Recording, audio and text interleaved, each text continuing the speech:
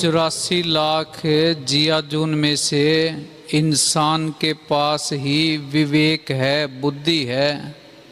बुद्धि का इस्तेमाल करके, विवेक का सही तरीके से इस्तेमाल करके इंसान किसी पूर्ण संत की शरण में जाके बंदगी सिमरन करके 84 के चक्कर से छुटकारा पा सकता है। हमने असल काम को छोड़ दिया, चांद तारों तक पहुंच गए, बाहर की खोज करनी शुरू कर दी, फैशन शुरू कर दिए, बाकी सारे काम शुरू कर लिए। विवेक से जो असली काम लेना था वो काम ना लिया। हाँ जी, ये पूजा के मालिक को, देवी देवताओं को खुश करने के गलत तरीके पकड़ रखे हैं। कोई व्रत करके खुश करना चाहता है, कोई पैदल यात्रा करके खुश करना चाहता है, कोई तीर्थों पे नहा के खुश करना चाहता है। एक और सबसे बड़ी मूर्खता पकड़ रखी है कि जानवरों की बलि दे दो। बताओ, जानवरों की बलि देने पे कोई देवी देवता कैसे खुश हो सकता है? किसी जीव के मारने पे, किसी जीव की हत्या करने पे कोई देवी देवता कैसे खुश हो सकता है? और हम देवी देवताओं को, अल्लाह, खुदा, भगवान को खुश करने के लिए ये बेचारे बेजुबान जीवों की हम बलि देते हैं। कौन से नरकों में जाएंगे? उस सतगुरु ने तो, देवी देवताओं ने तो क्या खुश होना है, उल्टा हम नरकों के अधिकारी और हो जाते हैं। हाँ जी, परिवार में, समाज में कई बार इस तरह की गलतियां कर बैठते हैं, फिर सारी जिंदगी पछतावा ही पछतावा रहता है। कोई भी काम करने से पहले, गुस्सा करने से पहले, कोई कदम उठाने से पहले 1000 बार सोचना चाहिए। ये धैर्य, सहनशीलता कहाँ से सीखी जाएगी? ये सत्संग से सीखी जाएगी। हाँ जी, हम समाज से, रीति रिवाजों से, धार्मिक परंपराओं से, इनसे डरते हैं। लोग झूठ के पीछे जी रहे हैं। यहाँ झूठ फलता फूलता है, सच की यहाँ कदर नहीं होती। सच हमेशा अकेला रहता है। इतिहास पढ़ो, सच के तो पत्थर पड़े हैं, सच का विरोध हुआ है। दुनिया, भीड़ जो जारी है, झूठ के पीछे जारी है। हाँ जी,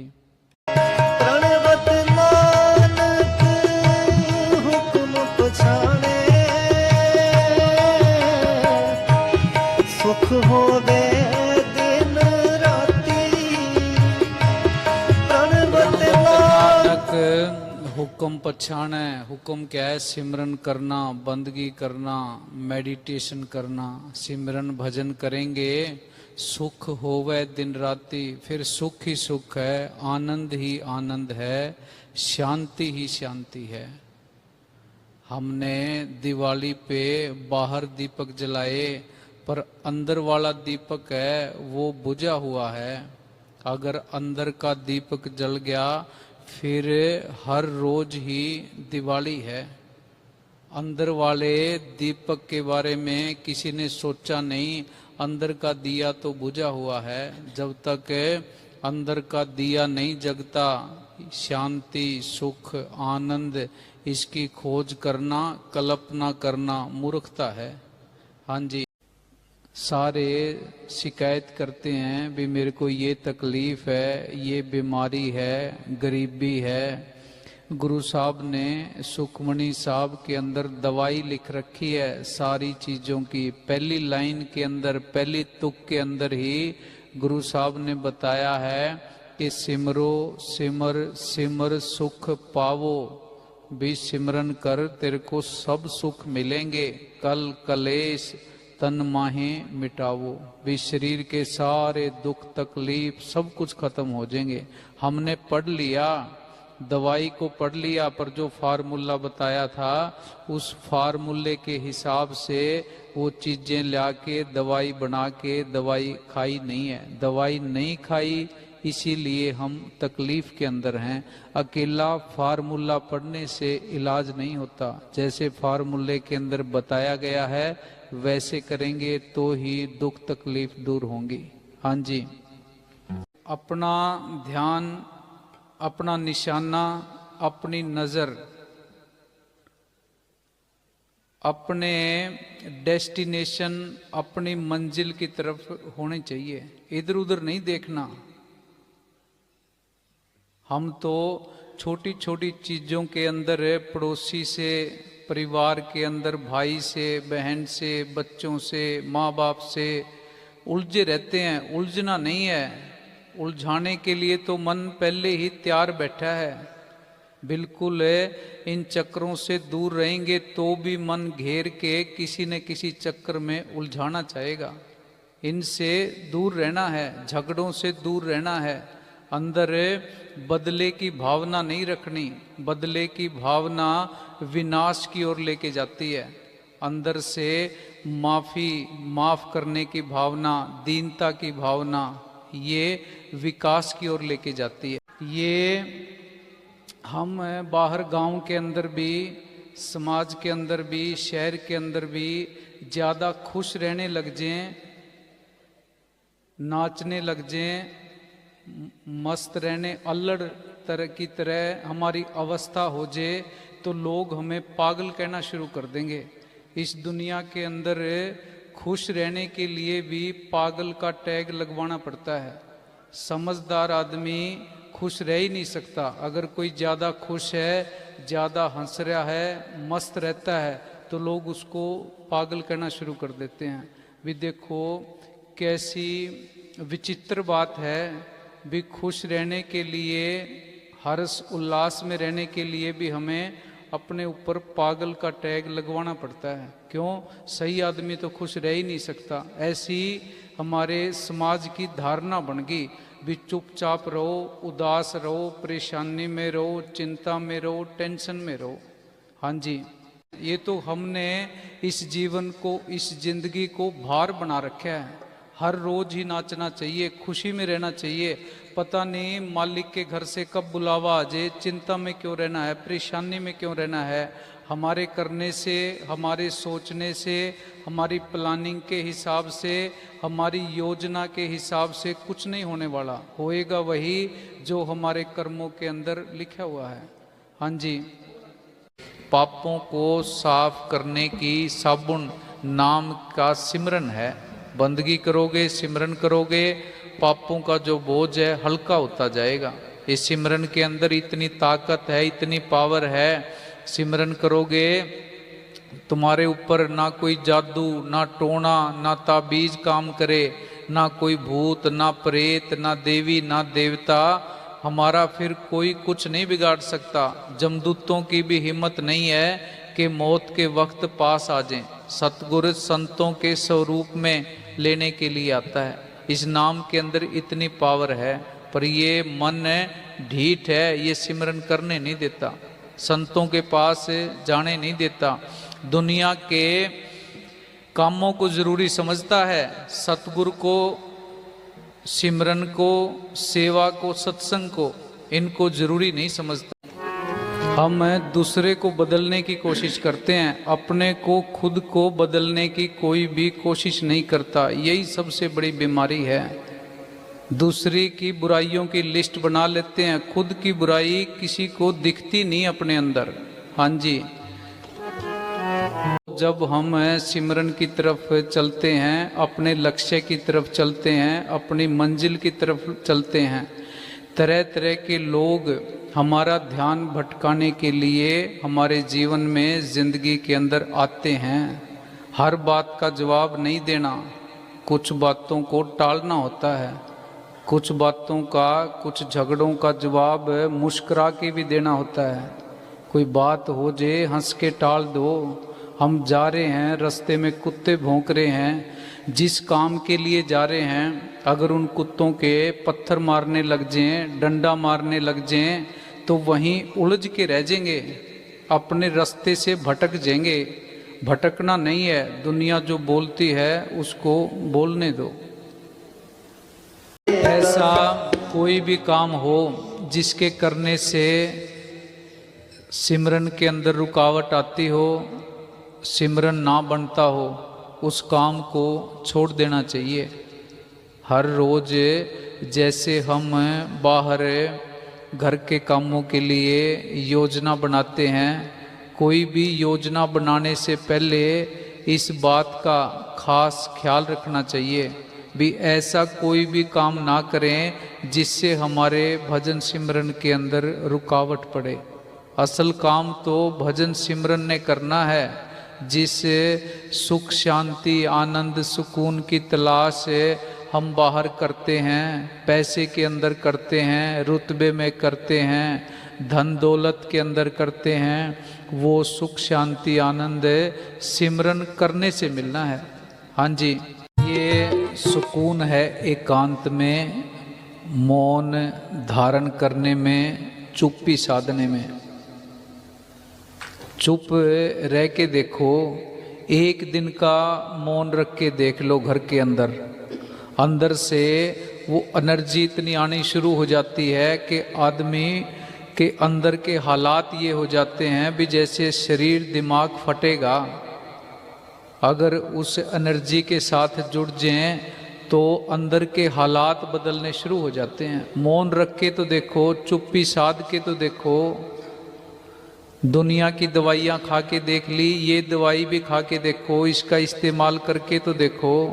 हाँ जी, जीवन के अंदर हमारी लाइफ में, जिंदगी में पूरे संत का होना सबसे ज़रूरी है।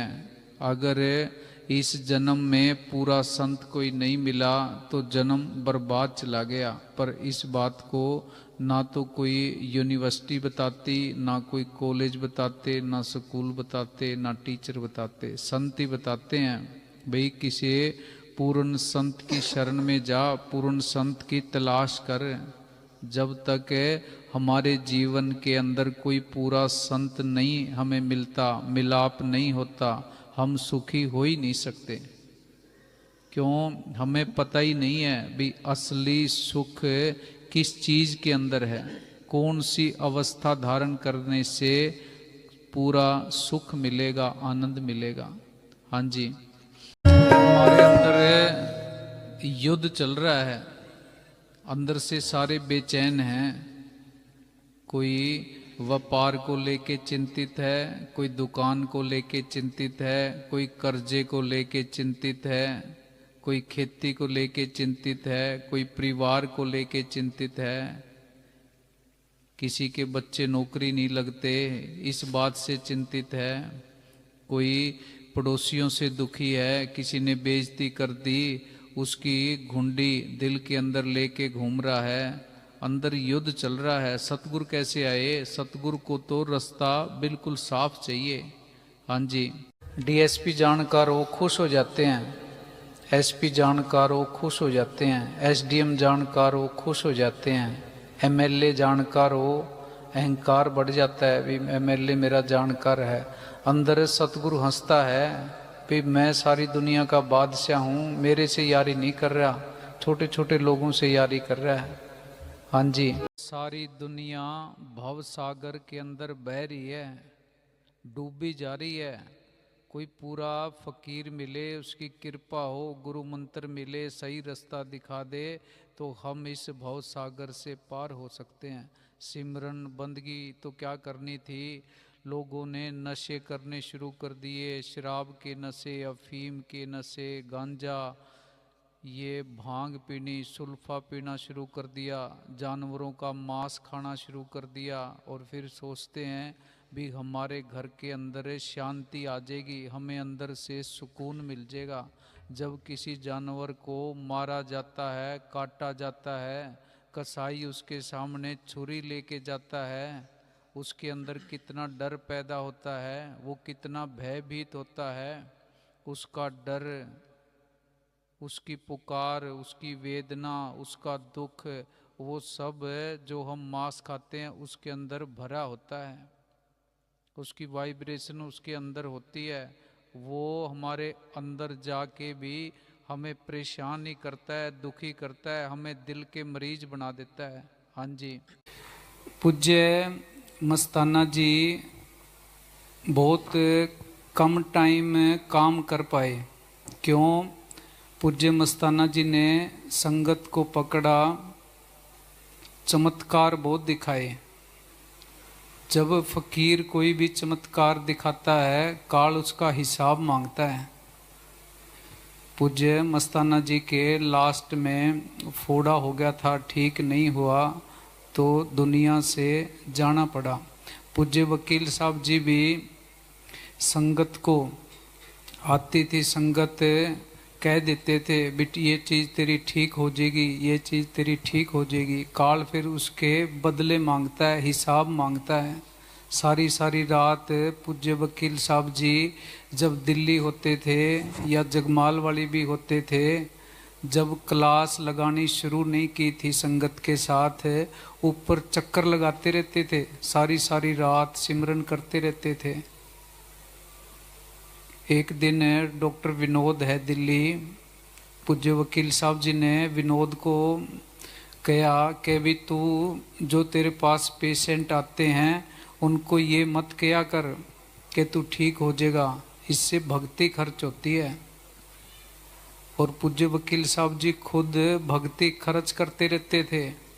अपोलो हॉस्पिटल से जब दिल्ली डेरे में वापस आए तो पूज्य वकील साहब जी ने मेरे को फरमाया कि भी राजस्थान में एक बीबी है, उसको फ़ोन करके पता करो, उसके कैंसर थी, उसके पास बेचारी के पास एक सोने का कोई हार था, वो मेरे को देगी। कह जी मेरे पास तो यही है, इलाज करवाने के पैसे नहीं है, आप मेरे पे कृपा करो। वो ठीक हो गई थी। यहाँ सिरसा एक सत्संगी है टीटी, डॉक्टरों ने जवाब दे दिया था, ये 4-5 साल पहले की बात है, आज वो देखो बिल्कुल ठीक है। संत संगत के कर्म अपने ऊपर ले लेते हैं, खुद के तन की परवाह नहीं करते। मैंने एक दिन पूज्य वकील साहब जी को बेनती की कि जी संगत से थोड़ा सा आप दूर रहा करो, आप संगत को कह देते हो भी ठीक हो जाओगे, ठीक हो जाओगे, काल हिसाब मांगेगा। पूज्य वकील साहब जी ने मेरे को फरमाया भी अपने पास भक्ति बहुत है, तू चिंता ना कर। तो संत संगत के कर्म अपने ऊपर लेते हैं, संतों के खुद के कोई कर्म नहीं होते। हम समाज के अंदर उस आदमी की बड़ी इज्जत करते हैं, उसके बारे में बड़ी चर्चा करते हैं, उसका बड़ा सम्मान करते हैं, जो पैसे ज़्यादा कमाता हो। आपस में चर्चा करते हैं भी उसका बड़ा दिमाग काम करता है, वो बड़ा शाना है, नीचे से कितना ऊपर की ओर चला गया, कितना धन उसने जोड़ लिया। पर धन कमाना, जमीनें जायदादें इकट्ठी करनी, ये समझदारी का काम नहीं है। अगर ये समझदारी का काम होता तो ये समझदारी गुरु नानक देव जी भी करते, कबीर साहब भी करते, गुरु रविदास जी भी करते, पूज्य वकील साहब जी भी करते, पूज्य मैनेजर साहब जी भी करते। संगत बहुत आती थी, पूज्य मस्ताना जी भी करते। उन्होंने बाहर के धन को क्यों नहीं जोड़ा? क्योंकि वो शाणे थे, अक्लमंद थे।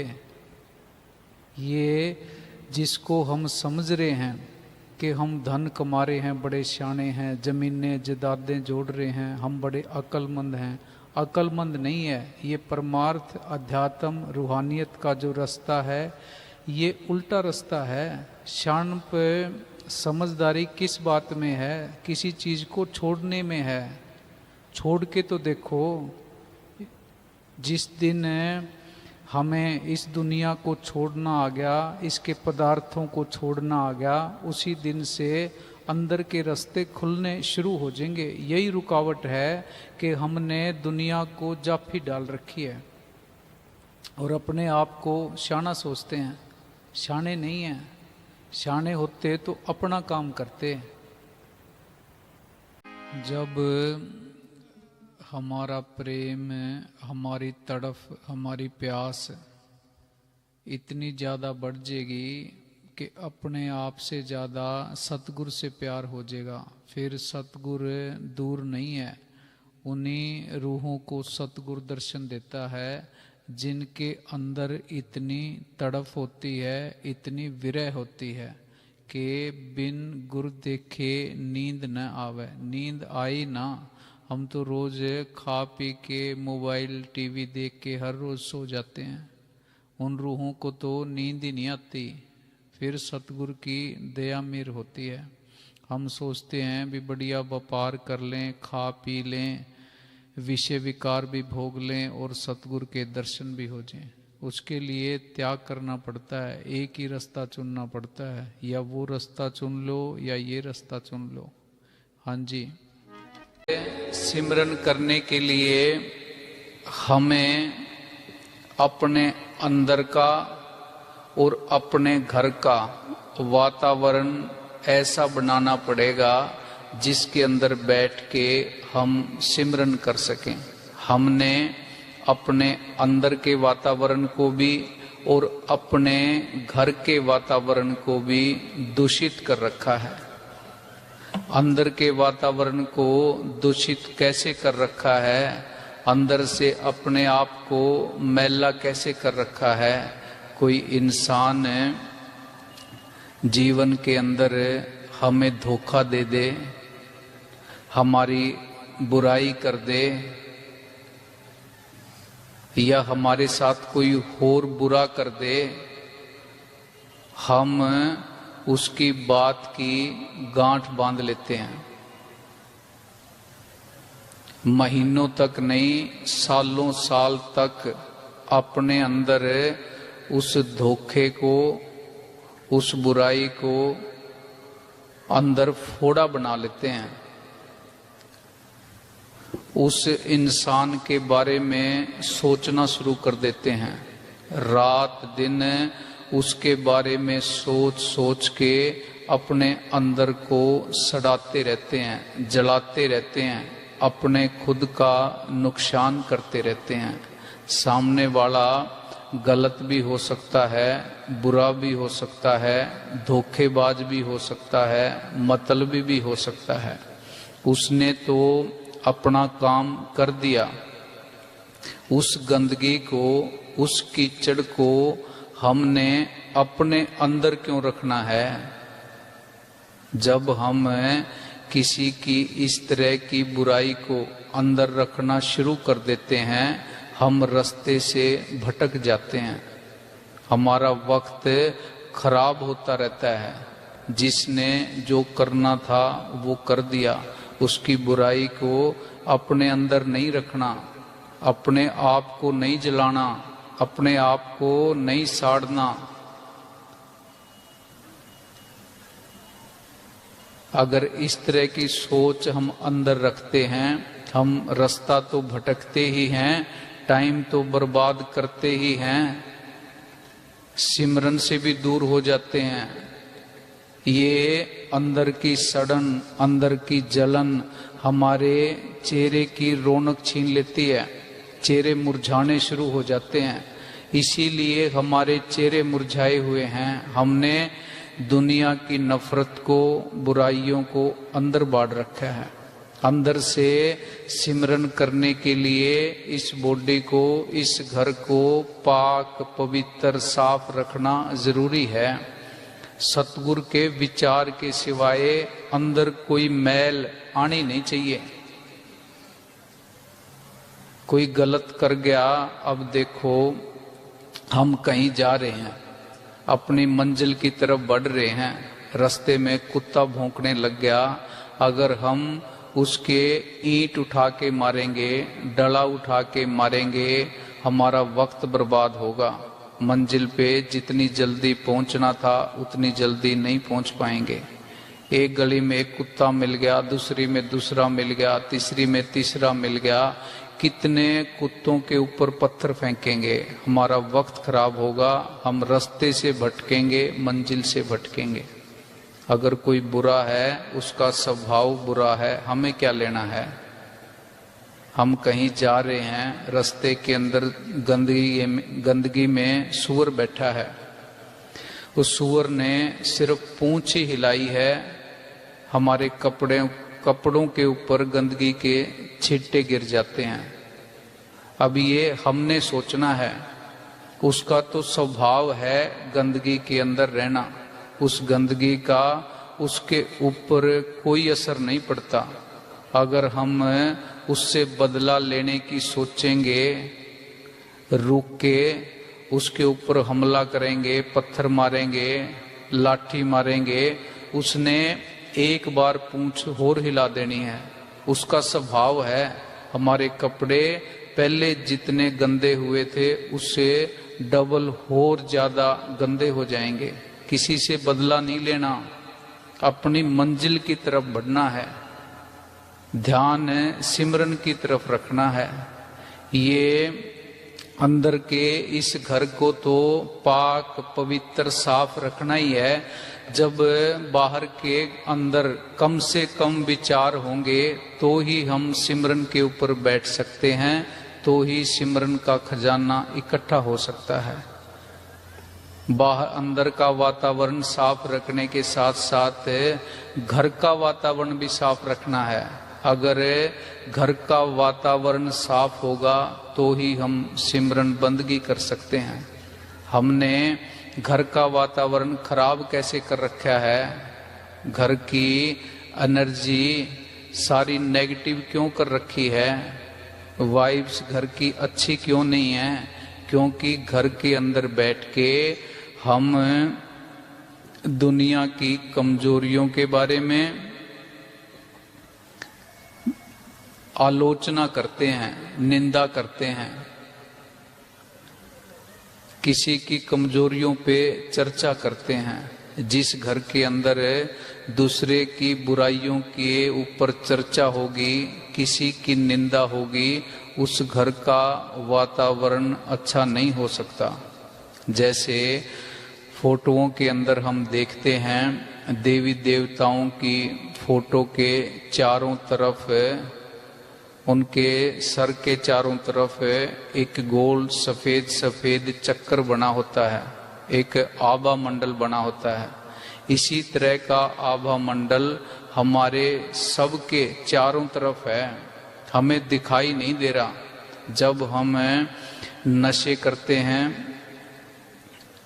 किसी जुए खाने के अंदर जाते हैं, मैं खाने के अंदर जाते हैं, कोई और गलत काम करते हैं, वो हमारे चारों तरफ का ओरा वो नेगेटिव हो जाता है। नेगेटिव शक्तियां, नेगेटिव एनर्जी हमारे साथ रहना शुरू कर देती हैं। हम गलत होते रहते हैं, हमें पता भी नहीं चलता।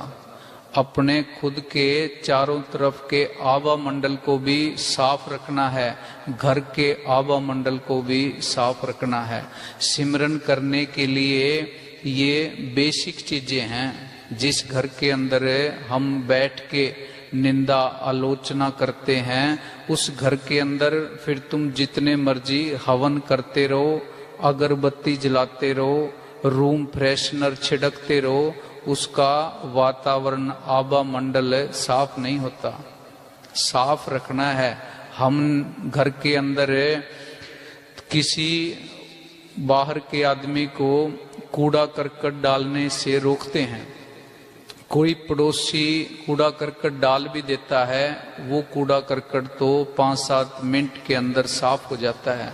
जो हम खुद सारी दुनिया का कूड़ा करकट निंदा आलोचना के द्वारा घर के अंदर लेके आते हैं, उसको साफ करने में बड़ा टाइम लगता है। जो बातें ही नेगेटिव हैं वो हमारे घर का वातावरण अच्छा कैसे कर सकती हैं? नेगेटिव बातें, नेगेटिव बातों के ऊपर चर्चा घर का माहौल, वातावरण भी नेगेटिव ही बनाती हैं। पहले अपने अंदर के इस घर को साफ रखना है, फिर जहां हम रहते हैं उस घर को भी साफ रखना है। फिर ये राम नाम का धन, राम नाम की पूंजी इकट्ठी हो सकती है। हाँ जी, हमें पता कैसे लगे कि भी संत पूरा है या संत अधूरा है? आजकल जगह जगह देखो मालिक के नाम के ऊपर दुकानें खुली हुई हैं। कैसे पता लगे भी कौन सी दुकान सही है, कहाँ से बिल्कुल ओरिजिनल सामान मिलेगा? ऐसा कौन सा संत है जो हमें सतगुरु से मिलवा सकता है? ये अपने अंदर सतगुरु के आगे बेनती करनी है। बाहर किसी के ऊपर विश्वास नहीं करना। अभी हम चंडीगढ़ गए थे। चंडीगढ़ सत्संग के बाद वहाँ संगत कम थी, तो नामदान की अनाउंसमेंट नहीं की। एक सत्संगी अंदर आया, वो कहता जी मैंने नाम लेना है। उसको कहा बार सेवादार ने भी एक आदमी को नाम नहीं देते, तो जगमाल वाली डेरे आ जाना। फिर वो जब मिलने लगा, वो लॉ का स्टूडेंट था। उससे पूछा भाई तू नाम लेने तूने सत्संग सुनी है? वो कहता जी मैं जगमाल वाली डेरे पिछले 3-4 साल से जा रहा हूँ, पर मैंने अंदर ये बात ठान रखी थी कि जब तक मेरे को अंदर से तसल्ली नहीं मिलेगी, मैं किसी भी संस्था से, संत से, डेरे से जुड़ूंगा नहीं, नामदान में नहीं लूँगा। मेरे को अब सतगुरु ने अंदर दर्शन दिए और कहा भी तू जगमाल वाली से नामदान ले ले, इसलिए मैं नामदान लेने के लिए आया हूँ। जब अंदर से गुरु ने तसल्ली दे दी, फिर बाहर किसी एजेंट की ज़रूरत नहीं रहती। अंदर से पूछना है। हम बाहर ये कहते हैं भी आज तक मालिक किसी को भी किसी तीर्थ स्थान के ऊपर, किसी धार्मिक स्थान के ऊपर, किसी डेरे के अंदर नहीं मिला। आज तक जिसको मिला है शरीर रूपी मंदिर के अंदर से मिला है। हम ये नहीं कहते कि भी जगमाल वाली डेरे के अंदर ज़्यादा से ज़्यादा आओ। यहाँ पे सच है, तुम्हें सतगुरु से मिलने की गारंटी देते हैं। ये गारंटी तो झूठी भी हो सकती है। अंदर सतगुरु से पूछना है। किसी की बाहर बातों के ऊपर विश्वास ही नहीं करना। यहाँ कोई भीड़ इकट्ठी नहीं करनी, अपने अंदर ही पूछो। अंदर से सतगुरु तसल्ली दे देता है। जिसको लेके आना होता है अंदर से तसल्ली दे के अपने आप ले आता है। यहाँ बाहर ना कोई अनाउंसमेंट करवाने की ज़रूरत है, ना कोई एडवर्टाइजमेंट कराने की ज़रूरत है, ना कोई हल्ला मचाने की ज़रूरत है।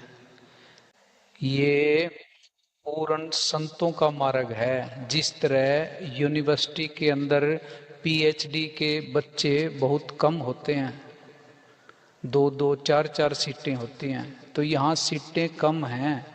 सतगुरु ने जिसको लेके जाना है उसको तसल्ली करवा के अपने आप पकड़ लेगा, अपने आप ही खींच के ले आएगा। हाँ जी। समाज में अपने आप को बड़ा दिखाने के लिए, समाज में रुतबा बढ़ाने के लिए धन दौलत गलत तरीके से इकट्ठी करनी शुरू कर देते हैं, पाप करना शुरू कर देते हैं। हमें हक हलाल की कमाई करके गुजारा करना चाहिए। हक हलाल की कमाई के अंदर कुदरती बरकतें हैं, खुशी है। हराम की कमाई जब घर के अंदर आती है तो जहाँ से आई है उसकी मजबूरी, उसका दुख, चिंता, परेशानी, वो सब साथ लेके आती है। अगर हक हलाल की कमाई हो और पैसा साध संगत की सेवा में लगता रहे तो आदमी के ऊपर बीमारी, कोर्ट केस ये बहुत कम होते हैं। नहीं तो बीमारी आ गई, कोई झगड़े हो गए, बात वहीं की वहीं रह जाती है। ये सुख दुख आते हैं, ये कर्मों के हिसाब से आते हैं। सुख दुख से, अमीरी गरीबी, इनसे घबराना नहीं है। हम सिमरन भी करते हैं, कोई न कोई आस रख के सिमरन करते हैं। सिमरन सदा निष्काम करना है, अंदर कोई भावना नहीं रखनी, मालिक से कुछ मांगना नहीं है। सतगुरु से क्या मांगना है भी सतगुरु मेरे लिए जो भी ठीक तेरे को लगता हो वो चीज मुझे दे। हम सिमरन करते हैं, कोई बीमारी ठीक करवाना चाहता है, कोई बच्चों की नौकरी लगवाना चाहता है, कोई व्यापार के अंदर फायदा करवाना चाहता है, कोई साथ वाली जमीन खरीदना चाहता है, किसी न किसी उम्मीद आशा के साथ सिमरन करते हैं। ये सिमरन नहीं है, ये तो व्यापार हुआ भी। जितनी देर बंदगी की सिमरन किया, सतगुरु से हम उसका एवजाना मांगने लगे। एवजाना नहीं मांगना, सतगुरु को हमारी सब खबर है, हमें क्या चीज चाहिए और क्या हमारे लिए सही है क्या गलत है, उस सतगुरु को करने दो। हाँ, काम बनना है, सिमरन करने से बनना है। ये बीबियाँ करवा चौथ का व्रत रखती हैं। किस लिए रखती हैं? पति की उम्र लंबी हो। अगर करवा चौथ का व्रत रखने से पति की उम्र लंबी होती हो तो कोई भी अपने पति को मरने ही ना दे। हमारे जन्म लेने से पहले ही हमारी मौत का समय, जगह, जरिया सब कुछ फिक्स हो जाते हैं।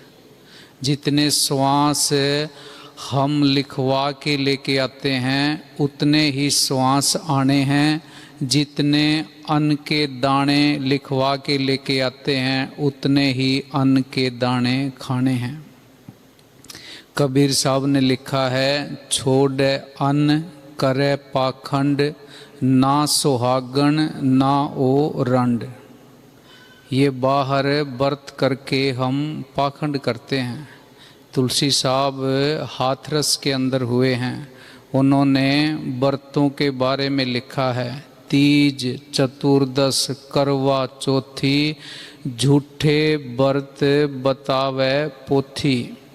आगे लिखते हैं, करवा चौथ बहुत तेरा कीना, ता से जन्म भैंस को लेना। अगर भैंस बनना है तो हम करवा चौथ का व्रत रख सकते हैं। करवा चौथ का व्रत रखने से पति की उम्र लंबी नहीं होती। हम सब भूल के अंदर हैं, झूठ में जी रहे हैं। आगे लिखते हैं, लोमश ऋषि में कहो विचारा, संत शरण से होए निवारा। संतों की शरण में जाओगे, गुरु मंत्र लेओगे, सिमरन करोगे, बंदगी करोगे तो छुटकारा होना है। व्रत रखने से कुछ नहीं होने वाला। बीबियाँ पहले सारा दिन भूखा रहती हैं, फिर पूरा रज के खाती हैं। व्रत तो हर रोज ही रखना है, कम खाना है। पेट का जितना हिस्सा खुराक से खाली रहेगा उतना खुदा के नूर से भर जाएगा। कम खाना है, सिमरन करना है। हाँ जी, ये बार बार इसलिए कहते हैं कि भी हमारी बात को तो मत मानो, इतिहास पढ़ के देख लो। किसी भी पूर्ण संत ने कोई व्रत नहीं रखा, बाहर कोई पाखंड नहीं किया, कोई किताबें नहीं पढ़ी। जितने संत हुए हैं सब ने सिमरन किया है, ध्यान किया है, मेडिटेशन की है। हाँ जी, अंदर की अवस्था बदलेगी, सिमरन करने से बदलेगी। हाँ जी, ये विचार भी नहीं करते भी हम करवा चौथ का व्रत रखते हैं। भी ये व्रत किसने शुरू किया है, किसने इसकी खोज की है, किसने इस बात को प्रमाणित किया है कि इस व्रत को रखने से पति की उम्र लंबी हो जाएगी। सब सारी दुनिया भेड़ चाल है, एक दूसरे के पीछे भाग रही है। सच को जानने की कोई कोशिश ही नहीं करता। हाँ जी।